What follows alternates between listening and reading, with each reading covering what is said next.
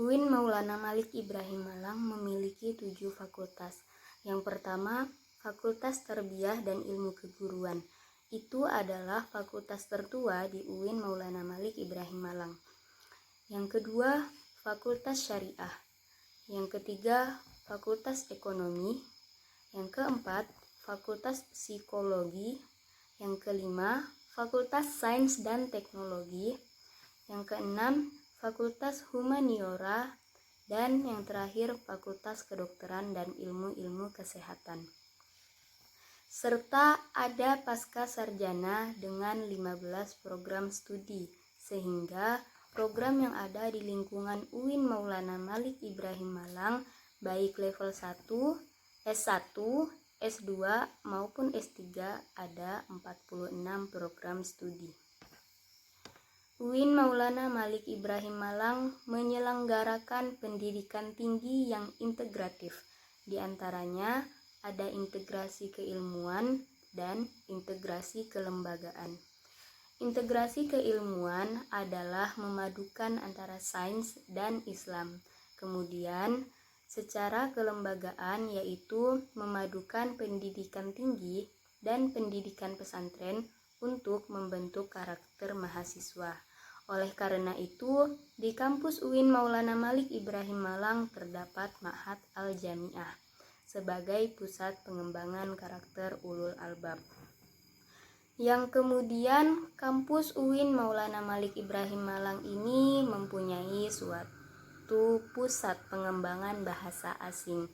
Itu untuk pengembangan bahasa Arab, bahasa Inggris, bahasa Mandarin, dan lain-lain.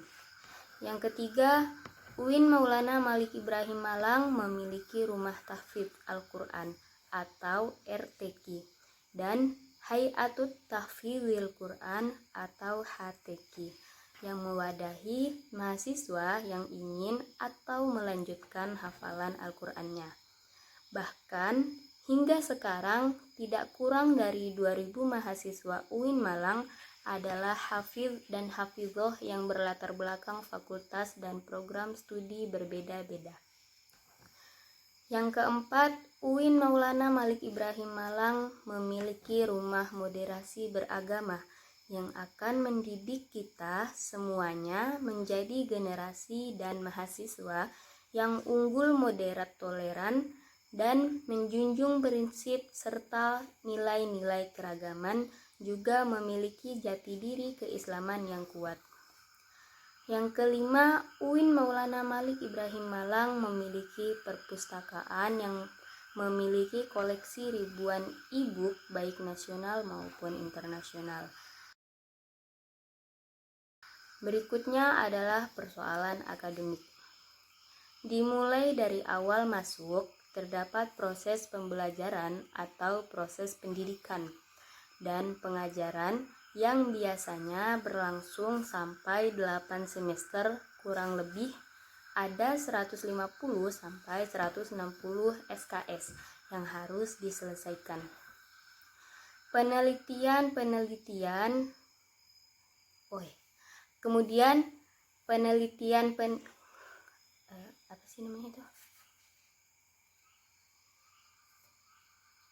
Kemudian akan ada penelitian-penelitian baik untuk skripsi, tugas akhir maupun riset-riset lainnya.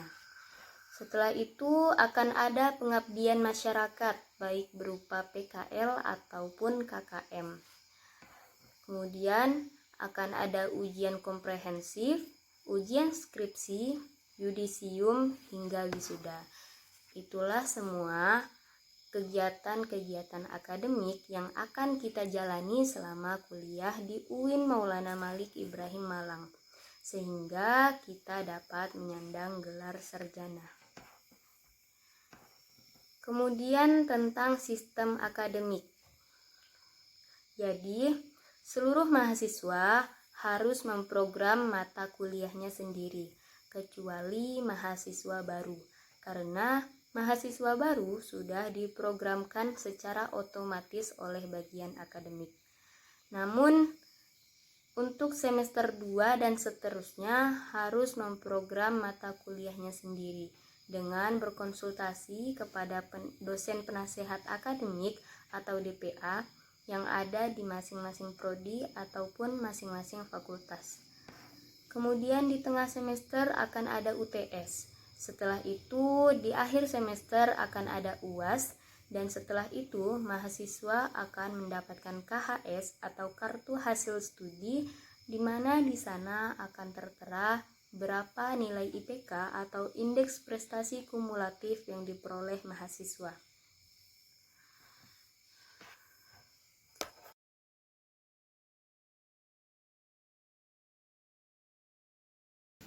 Visi UIN Maulana Malik Ibrahim Malang yaitu terwujudnya pendidikan tinggi integratif dalam memadukan sains dan Islam yang bereputasi nasional. Sedangkan misinya yang pertama mencetak sarjana yang berkarakter ulul albab, dan yang kedua menghasilkan sains, teknologi, dan seni yang relevan dan budaya saing tinggi. Ada banyak prestasi-prestasi UIN Maulana Malik Ibrahim Malang. Di antaranya pengelola BLU terbaik 1 PT KIN, terakreditasi institusi A 2 kali berturut-turut, akreditasi prodi 50% A, mendapatkan sertifikasi internasional dari AUN-QIE, dan banyak lainnya, dan sebagainya. Indikator penentu besaran UKT. Yang pertama, indeks mutu universitas. Semakin bagus indeks mutu universitas, maka akan semakin tinggi biayanya. Yang kedua, indeks mutu prodi. Prodi yang berakreditasi A membutuhkan biaya lebih besar dibanding prodi yang berakreditasi B ataupun C. Yang ketiga, indeks pengelolaan keuangan. UIN Malang sudah shaker BLU, berbeda dengan PT KIN yang lain yang masih menggunakan shaker biasa, jadi biayanya akan lebih mahal. Yang keempat, indeks kemahalan wilayah. Jadi setiap wilayah mempunyai tingkat kemahalannya masing-masing.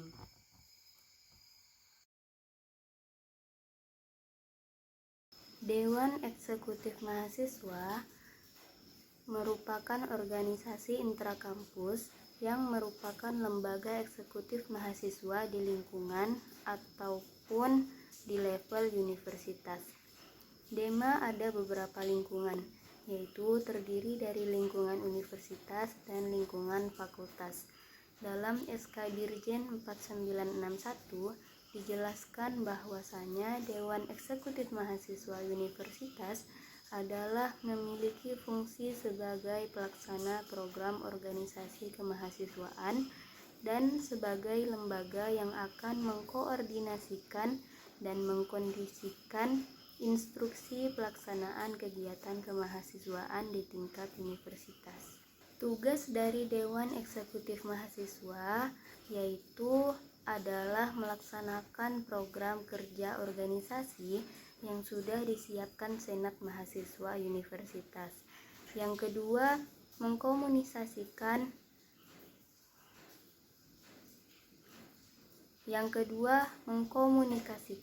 dan menginformasikan kegiatan kemahasiswaan di tingkat universitas. Dan yang terakhir adalah melaksanakan koordinasi dan sinkronisasi kemahasiswaan. Kementerian DEMA Universitas di antara lain 1. Kementerian Dalam Negeri. Yang kedua, Kementerian Luar Negeri. Yang ketiga, Kementerian Sosial, Hukum, dan Politik. Dan yang keempat adalah Kementerian Agama.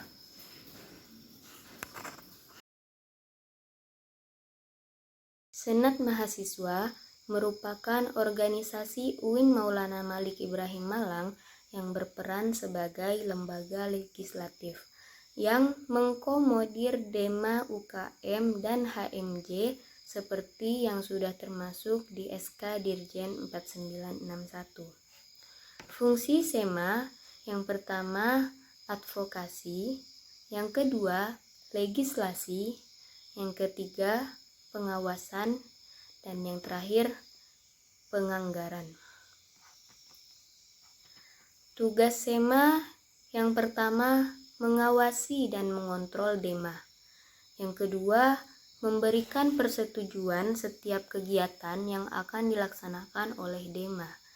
Yang ketiga, memberikan pengesahan setiap laporan pertanggungjawaban. Yang keempat, memfasilitasi aspirasi mahasiswa UIN Malang dan menyalurkannya kepada pihak-pihak yang bersangkutan. Yang kelima, mengawasi setiap kebijakan atau keputusan yang diambil oleh DEMA. Yang keenam, merancang dan menetapkan peraturan organisasi UIN Malang. Yang ketujuh, mengesahkan peraturan DEMA. Dan yang terakhir, menjadi mitra kerja DEMA dalam melaksanakan kebijakan organisasi kemahasiswaan. Wewenang SEMA yang pertama, membentuk undang-undang yang dibahas dengan Presiden Mahasiswa untuk mendapatkan persetujuan bersama. Yang kedua, menampung dan mempertimbangkan segala aspirasi mahasiswa. Yang ketiga, memberikan mandat untuk pelaksanaan pemiluan. Yang keempat, mengawasi pelaksanaan hasil-hasil sidang SEMA. Yang kelima, mengawasi pelaksanaan program kerja dan kebijakan DEMA. Yang keenam, turut andil dalam mengkaji permasalahan yang timbul di dalam negara dan di tingkat universitas. Yang ketujuh, menerima dan membahas usulan PO yang berkaitan dengan bidang tertentu dan mengikut sertakan dalam pembahasan. Dan yang terakhir, memberikan peringatan atau momentum kepada DEMA. Komisi-komisi SEMA dibagi menjadi 4, yaitu Komisi A, Komisi B, Komisi C, dan Komisi D. Unit kegiatan mahasiswa atau UKM di Universitas Maulana Malik Ibrahim Malang itu terdapat 15 UKM. Yang pertama ada Menwa atau Resimen Mahasiswa, yang kedua Pramuka, yang ketiga KSR PMI, yang keempat Tadus Gema Gempita, yang kelima Seni Religius, yang keenam Teater, yang ketujuh Mapala Tarsina, yang kedelapan Junior atau Unit Olahraga, yang kesembilan Kopma atau Koperasi Mahasiswa, yang keenam Komus atau Komunitas Musik Studio 3, yang ke-11 yaitu Taekwondo, yang ke-12 Jepret Club Fotografi, yang ke-13 Simfoni FM, yang ke-14 LKP 2M, dan yang ke-15 yaitu Inovasi.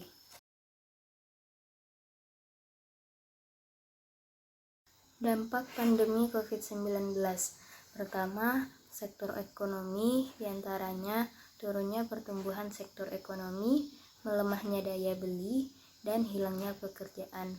Yang kedua, sektor pendidikan, diantaranya putus sekolah, anak harus bekerja, kekerasan pada anak, dan penurunan capaian belajar. Yang ketiga, yaitu sektor sosial, di antaranya meningkatnya angka kematian dan meningkatnya angka kriminalitas. Kebijakan sektor pendidikan di antara lain bantuan kuota, bantuan subsidi upah, bantuan UKT, dan rumah sakit pendidikan. Sekian hasil resume dari saya, kurang lebihnya mohon dimaafkan. Wassalamualaikum warahmatullahi wabarakatuh.